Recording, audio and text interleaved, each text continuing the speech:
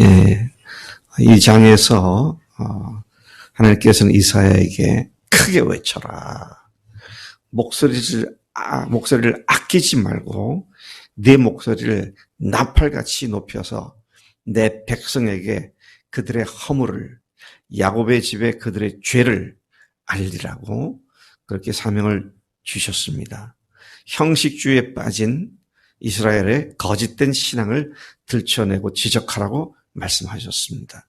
그것들 중에 특히 형식적인 금식과, 오늘 본 말씀에 보면 금식과 형식적인 안식일을 지키는 것을 집중적으로 다루고 계신 것을 우리가 보게 됩니다.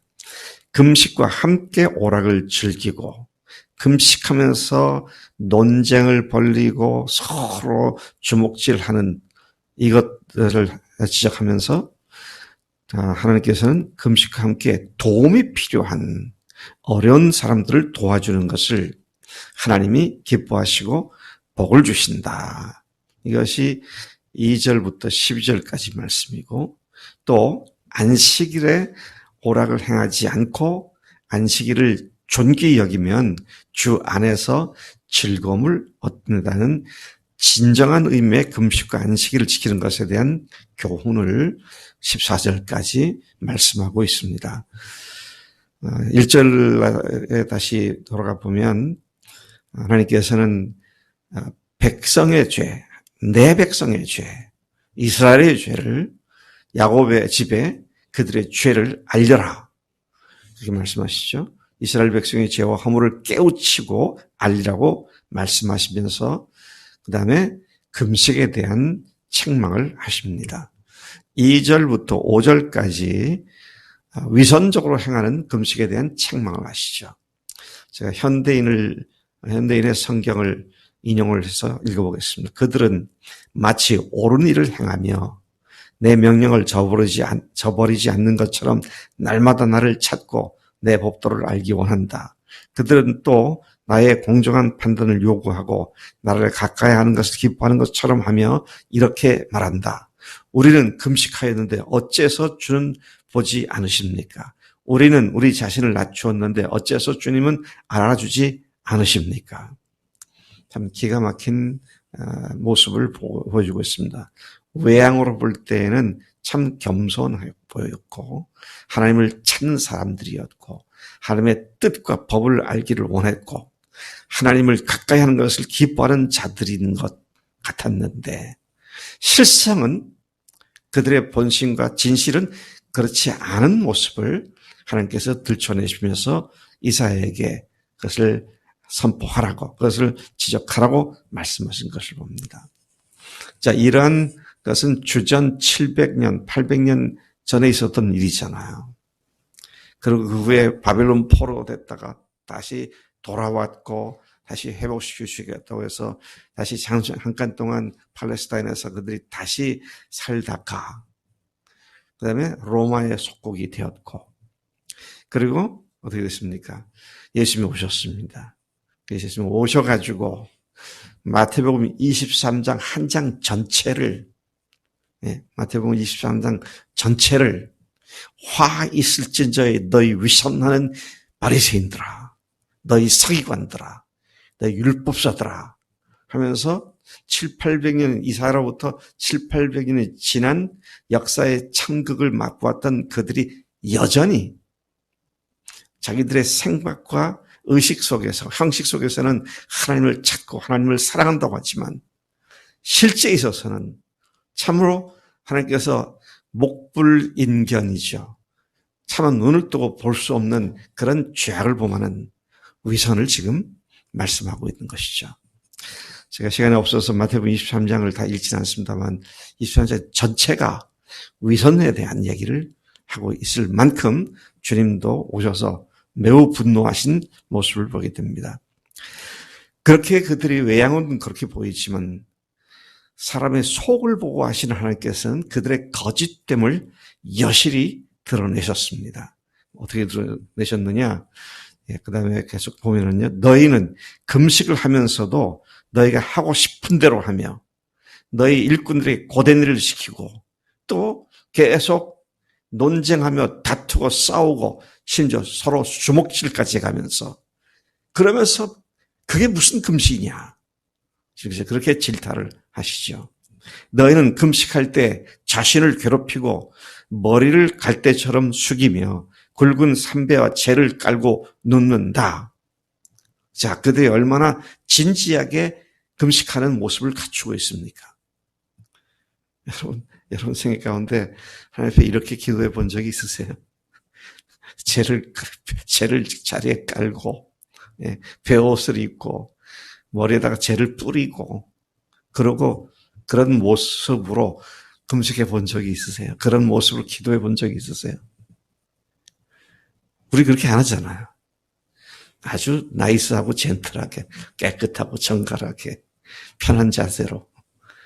근데 이렇게 자기를 괴롭히고 기도를 하는 모습을 갖고 있다 할지라도 주님은 그 중심을 보시지 그 외양을 보시는 분이 아니시다. 안 속으시는 분이시다. 이런 말씀을 하고 계신 것을 봅니다. 여기 아까 보니까 논쟁하고 다투고 주먹질까지 하고 말이죠. 네가 옳으네, 내가 옳으네. 싸우다가 결국 주먹질까지 하면서 언제요? 금식하면서 이런다는 거죠. 그걸 누가 내가 이런 금식을 기뻐할 줄 알았느냐? 내가 사람들처럼 속을 줄 아느냐? 하나님께서 지금 그렇게 말씀을 하시는 것이죠. 그러면서 6, 7절에 보면 기뻐하시는 하나님이 기뻐하시는 금식이 이런 것이다. 금식하면 제일 먼저들 머릿속에 떠오르는 게 밥 안 먹는 거잖아요. 그리고 기도하는 거잖아요. 근데 예수 구약으로부터 금식에 대한 정의가 그게 아니더라고요. 네? 그게 아니에요. 잘 보세요. 그 6절, 7절에서 보면은 다른 사람들을 결박한 것, 멍에 씌운 것이 있으면 그것들을 풀어주고 끌어주며 그들을 그것 통해서 자유롭게 해주는 것. 이게 금식에 포함되는 내용이 된다는 것이에요. 줄인 자에게는 네 양식을 나눠주고 집 없는 빈민을 집에 들어오게 하고 헐벗은 자를 입히고 스스로 숨을 일이 없게 가까운 사람에게 숨을 일이 없게 그렇게 하는 것이 금식이다. 그렇게 말씀하시죠. 그러니까 금식은 단순한 기도를 하는 시간이 아니라 뭐예요? 기도하면서 자신을 돌아보고 잘못된 것이 있으면 회개하고 고치고 주님 앞에 선을 행할 줄 알면서 하지 않은 것이 있으면 선을 행하고 삶을 바르게 만드는 것이 금식의 목적이다. 그런 말씀을 하고 계시는 것이죠. 그런 바른 금식을 하는 자들이 받는 복이 어떤 것이냐.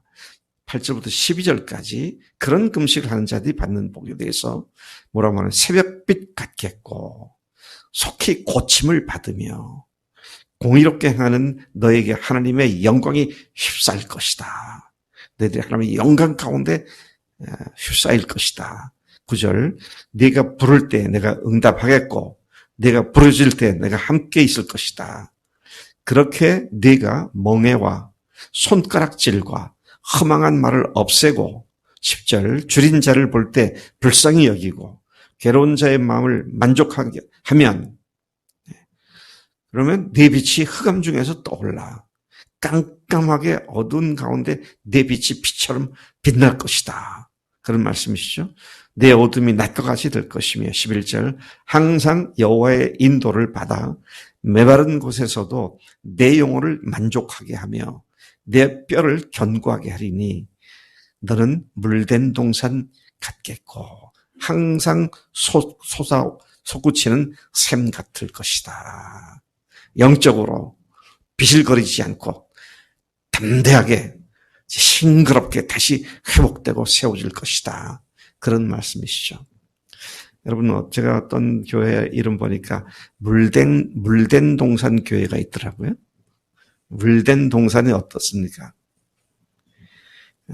특히 이스라엘 같은 데 보면 연중 가뭄이 심하죠. 근데 파이프라인으로 쫙 갖다가 관수를 해서 나무에다가 물을 쭉 주는 키프츠 농장을 보면 산 위에서 이렇게 내려다보면 온 천지가 누런데 거기만 시퍼렇죠. 생명력이 솟구치고 있는 그런 모습을 볼 수 있습니다. 물된 동산 같다. 뭐 시들지 않는다는 겁니다. 열매를 항상 맺는다는 거죠. 그래서 여러분, 내가 지금 물된 동산 같은 영적 상태인가, 물 없는 광야 같은 그런 상태인가. 근데 이렇게 진정한 의미의 기도를, 금식을 하는 사람들은 뭐라고 말했습니까? 메마른 곳에서도 내 영혼을 만족하게 해줄 것이다. 야, 이거 뭐 이래서 도저히 안 되겠다. 내가 이래서 못하겠다. 이래서 힘들다. 하는 그렇게 핑계댈 수 있는 상황 속에서도 내 영혼을 만족스럽게 할 거다. 그래서 어떤 사람들은, 어떤 목사들이나 선교사들은 보면 이래서 못하겠고, 저래서 못하겠고, 그래서 못합니다. 이런 얘기들 많이 하는 걸 듣습니다. 근데 그때 생각나는 게, 하나님은 메마른 곳에서도 생명의 역사를 일으키는데, What are you talking about? 지금 뭐라고 말하는 거냐? 제가 그러고 싶지만, 참, 그렇게 대놓고 말하기가 너무 거시기해서 얘기를 안 하다 참다가 한두 번 얘기하면 그대로 원수가 되더라고요. 그래서 제가 한 가지 배운 거는, 아무리 좋은 얘기도 들을 수 있는 사람에게 얘기를 해야지, 들을 줄 모르는 사람 얘기하면 원수만 되는 거구나. 그래서 제가 저를 원수시하는 몇몇 목회자들이 있더라고요. 저도 몰랐는데 나중에 보니 그래요. 그리고 왜 그러냐고 알아보니까 그때 목사님 그래서 내가 그랬다고 말이지. 깜짝 놀라죠. 저는 뭐 기억도 나지 않는데도 그런 얘기를 할 때 보면, 야, 사람들은 좋은 얘기하면 이렇게 싫어하는구나. 아니 뭐 그들이 잘못하면 그럼 내빼주면 되죠. 그래, 좋다, 알았어 해라, 잘한다. 그러면 저도 좋아하지. 근데 죽어요. 이런 점에서 메마른 곳에서도 어떻게 해요? 굶주리지 않는다. 줄이지 않는 자. 영혼이 만족하게 된다. 내 뼈가 견고하게 된다. 물된 동산 같고 항상 솟는 샘 같다. 자, 12절에 보면 그런 자의 후손들이 오래 황폐된 곳들을 다시 세우며 너는 파괴된 기초를 쌓게 되어 내 이름이 무너진 데를 보수하는 자, 길을 수축하여 거할 곳이 되게 하는 자라고 그렇게 불려질 것이다. 제가 이 말씀 어제 묵상하다가 가슴이 뛰더라고요. 무너진 데, 오래 황폐된 곳들. 여러분, 우리가 수축하고 다시 기초를 쌓고 세워야 할 오래된 황폐된 곳들이 어느 곳입니까? 교회예요. 저는 요즘 목회자들 얘기만 하면 자꾸 입에서 욕이 나오려고 그래. 엉터리 같은 복음 가르쳐갖고, 죄송합니다. 제가 지금부터 병신 같은 교인들 만들어가지고 말이야. 평신도가 아니라 병신도 만들어가지고. 그래가지고는 그리스도의 삶을 제대로 살지 못해도 교회만 잘나고 헌금만 잘하면 좋은 교인이라고 칭찬해주고. 그 결과, 제가 엊그제도 그랬죠. 50만도 안 되는, 50만이 어떤, 정확하게 잘 붙여 모르겠습니다만, 이념에 좌우되는 사람들이 1000만 기독교를 완전 작살을 내고 앉았습니다. 저는 그들이 잘못돼도 보지 않아요. 작살당하는 교회가 잘못된 것이지. 복음만 똑바로 서야죠. 이게 보통 문제가 아니에요. 무너진 것이, 황폐된 것이 오늘 교회구나. 옛날 예루살렘 성과 성전이 무너져서 다시 재건을 했던 것처럼 오늘 교회가 그렇게 다시 서야 무엇으로? 복음으로 다시 서야겠다. 자, 이런 것들을 생각이 드는데. 근데 그렇게 되는 사람들을 위해서 무너진 데를 보수하는 자, 길을 수축하여 거할 곳이 되게 하는 자. 제가 참 그런 생각을 많이 해요.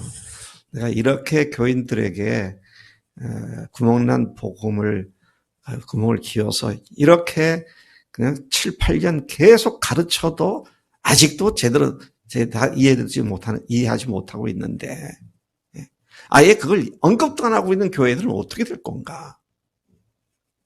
참 이게 눈에 보이도록 결과가 뻔한 그런 상황을 보게 되고, 현실에 우리가 그렇게 지금 당하고 있는 것이잖아요.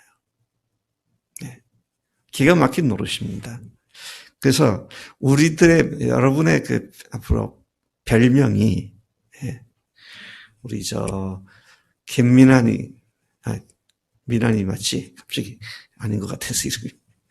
김민환, 김인환, 이런 이름이 목사들 가운데 있어서 자꾸 내가 김민환이가 앞으로 별명이 교회를 보수하는 자, 교회를 수축하는 자, 그렇게 됐으면 좋겠어요. 아멘? 네, 아멘. 아유, 우리 강선우 형제가 교회를 보수하는 자가 돼서 얼마나 감사한지 몰라. 현준아, 너도 교회를 수축하는 자다? 현수야, 이런 삶이 같이 있는 거야. 정말 귀한 삶이라고. 아멘. 아이고, 현수 대답이 제일 시원하다. 여러분, 하나님 앞에서 오늘 이스라엘에게 하시는 말씀이 그들에 대한 얘기가 아니라 오늘 우리 얘기라는 것을 알아야 합니다. 그 다음에 13, 14절에 안식일에 대한 말씀을 하는데요. 역시 여기서 뭐라고 합니까? 안식일에 가지 말아야 할 곳에 가고, 또 오락을 행하고, 또 안식일을 갖다가 거룩한 날로 여기지 않고 마음대로 죄 짓는 날, 자, 이렇게 해서는 안 된다. 자, 그런데 안식일이 뭡니까? 7째 날입니까? 예수님이에요. 예수님께서 인자가 안식일의 주인이다 그랬습니다. 그럼 주님과 세상을 쾌락을 즐기는 걸 섞지 말란 얘기입니다. 주님을 믿는 자들은 주님께 집중해야 한다. 그렇다고 제가 여러분들 휴식을 취하지 말라 그런 얘기 아닙니다. 휴식을 취해야죠. 식사도 잘하고 운동도 잘하고. 그런데 오락은 뭡니까 여기서? 자기 쾌락을 즐기는 거예요. 네. 특히 우리 요즘 세대 뭐죠? 미디어 여기에 빠져가지고 말이지. 하루에 몇 시간씩 거기다가 시간을 투자하고 그래서는 안 된다는 얘기잖아요. 주님과 다른 것을, 주님을 갈증을 느껴야 되는데 세상의 갈증을 느끼고 있다.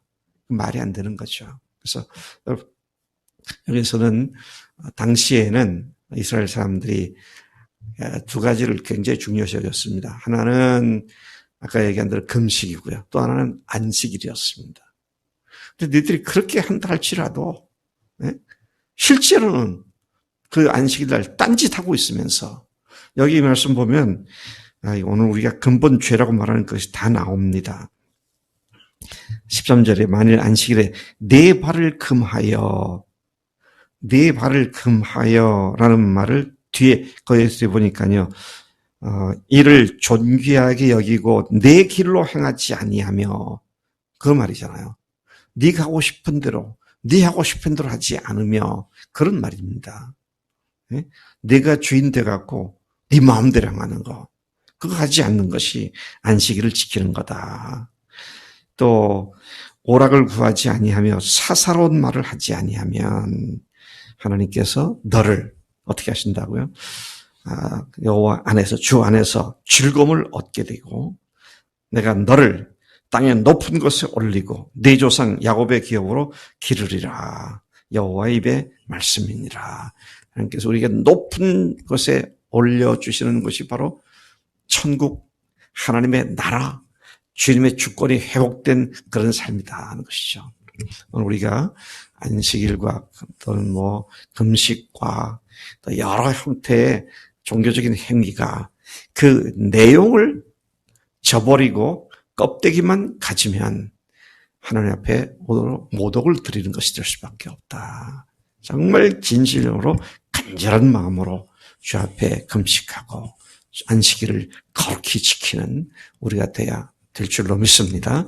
하나님 아버지 감사합니다. 이 아침에 지금부터 2700여 년 전에 있었던 인간들, 누구보다도 하나님을 잘 믿는다고 했던 야곱의 집들이 얼마나 위선적이었는지, 그걸 통해서 오늘 우리가 그런 모습을 지적해 주시니 감사합니다.